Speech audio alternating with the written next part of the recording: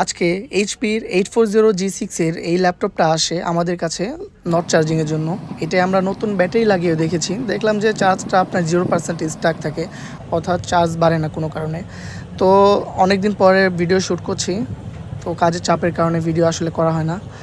তো এই মাদারবোর্ডটাই মূলত সমস্যা যেটা পেলাম, এটা যে ব্যাটারি কানেক্টরটা ছিল, ব্যাটারি কানেক্টরের দুইটা পিন, মূলত এই মাদারবোর্ডের দুইটা পিনে 3.3 থাকা দরকার ছিল, যেটা আপনার এসডিএ অ্যান্ড এসিএলের যে পিনগুলো আর কি মূলত। তো এটার বোর্ড ভিউ ডায়াগ্রাম থেকে দেখলাম যে ওইটার ডেটা লাইনের আপনার 3.3 এর জায়গায় 0.6 অ্যারাউন্ড ভোল্টেজ আসতেছিল। তো এটার সাথে কানেক্টেড যে কম্পোনেন্টসগুলো ছিল ওইটাতে আমার সন্দেহ লাগে। তো এই মাদারবোর্ডটা কমন হওয়ার কারণে এটার স্ক্র্যাপ মাদারবোর্ড আমার কাছে ছিল। তো ওই সেম সেকশন থেকে আমি যেটা করব, এটার একটা ডায়োড আর রেজিস্টার মূলত ফল্টি ছিল, আমি ওটা চেঞ্জ করে ফেলি। চেঞ্জ করার পর দেখব যে কোনো সমস্যা হয় কি না।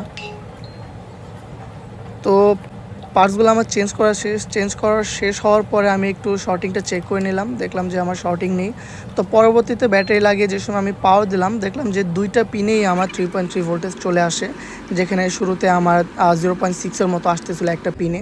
তো এর পরবর্তীতে মাদারবোর্ডটা আমি প্যাক করে ফেলি, ল্যাপটপের ভিতরে পুরোটা ফিটিং করে ফেলি। ফিটিং করার পর দেখলাম যে আমার প্রপার চার্জিংয়ের লোড নিচ্ছে আর 5% হয়ে যায়।